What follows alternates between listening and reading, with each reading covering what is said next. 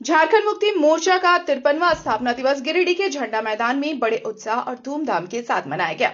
इस अवसर पर कार्यकर्ताओं की भारी भीड़ जुटी और शहीदों तथा दिसोम गुरु स्वर्गीय शिबू सोरेन की स्मृतियों को श्रद्धांजलि अर्पित की गई।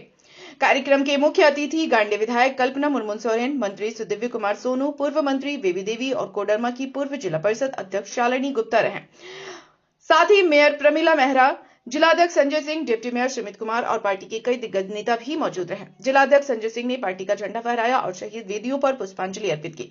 इसके बाद कार्यक्रम में दिसोम गुरु शिबू सोरेन के चित्र पर माल्यार्पण कर उन्हें याद किया गया और उनके संघर्ष व बलिदानों को श्रद्धांजलि दी गई।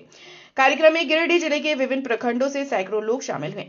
प्रशासन ने कार्यक्रम को लेकर सुरक्षा के कड़े इंतजाम किए ताकि समारोह शांतिपूर्ण एवं सुव्यवस्थित ढंग से संपन्न हो सके। स्थापना दिवस समारोह के दौरान झामुमो नेताओं ने पार्टी की उपलब्धियों और भविष्य की योजनाओं पर भी प्रकाश डाला।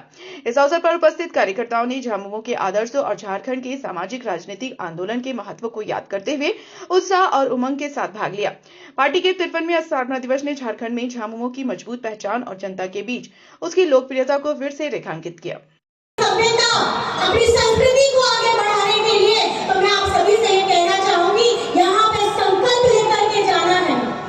जिस तरीके से ये साल में एक दिन आता है, आप सभी का, आप लोगों ने जन्म लिया है, आप लोगों का जन्म दिवस आता है ना?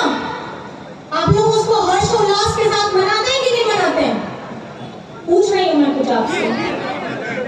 आप लोग हर्षोल्लास के साथ मनाते हैं? खुश रहते हैं? खुश रहते हैं कि नहीं रहते हैं?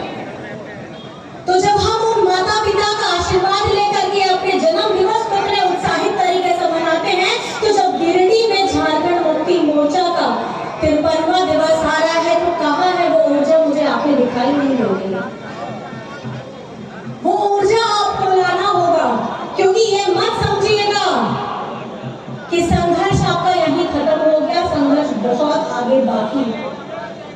आपके हेमंत दादा का विजन है, उनका दूरदृष्टि है कि झारखंड का जब नेतृत्व यहाँ के लोगों ने हेमंत जी को दिया है, तो 2050 तक झारखंड को विकसित, प्रभावशाली और देश ही नहीं वैश्विक मंच में झारखंड की पहचान को आगे बढ़ाने का काम करना है, और मुझे इसमें आप सभी का साथ चाहिए।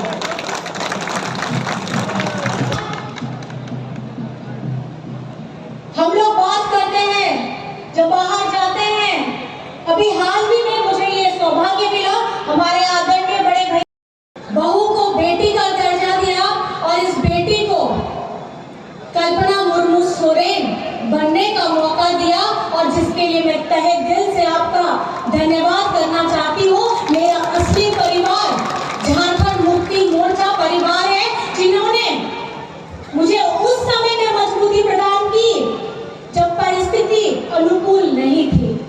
आज दूसरा वर्ष है, ज्यादा बोलूंगी तो शायद भावुक हो जाऊंगी, तो मैं इन्हीं चंद शब्दों के साथ हमारे मीडिया साथियों को भी, हमारे सुरक्षा कर्मियों को भी और दूर दराज से आए हमारे सभी साथियों को मैं बहुत बहुत दिल से आभार करना चाहती हूँ। दिवस में पिछली बार से कुछ चीजें बदली हैं।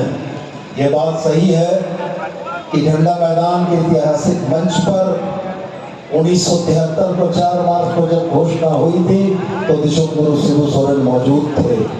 यह बात भी उतनी ही सत्य है कि आंदोलनों में और षड्यंत्रों का सामना करने के समय जब गुरुजी जेल में थे, तब इस मंच पर उनकी उपस्थिति नहीं हुई, लेकिन हम इस बात के आदी थे कि यह मंच गुरुजी की उपस्थिति और गुरुजी की छत्र छाया में झारखंड मुक्ति मोर्चा को सींचने का एक गिरिडीह जिले का महत्वपूर्ण पड़ाव रहा है।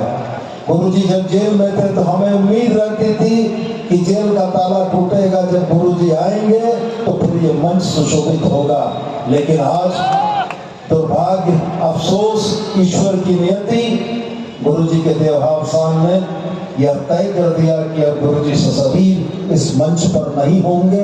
उनकी यादें हमारे साथ होंगी, लेकिन हम गुरुजी आपको यह याद बताते हैं कि कि जिस झारखंड मुक्ति मोर्चा को आपने एक छोटे से पौधे के तौर पर रोपा था, वह झारखंड मुक्ति मोर्चा झारखंड का सबसे बड़ा वट वृक्ष है और आने वाले दिनों में पूरे देश में बेहतर से बेहतर प्रदर्शन करेगा।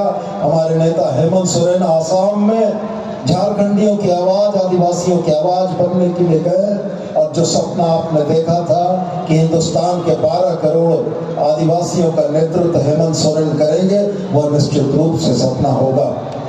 और मैं ज्यादा ना कहते हुए इस आज खास परिस्थितियों पर तमाम लोगों को धन्यवाद भी करता हूं और आग्रह करता हूं कि गुरु जी के देहावसान के बाद यह मंच जो उनके द्वारा स्थापित था, इससे अगर श्रद्धांजलि न हो तो यह सभा पूर्ण नहीं होगी। तो मैं आप सभी से आग्रह करूंगा कि गुरु अपने स्थान पर उठ जाएं और गुरु जी के सम्मान में 1 मिनट का मौन धारण करके उनकी आत्मा की शांति के लिए हम लोग ईश्वर से प्रार्थना करें। तो मैं आपसे आग्रह करता हूं कि यह मौन शुरू होता है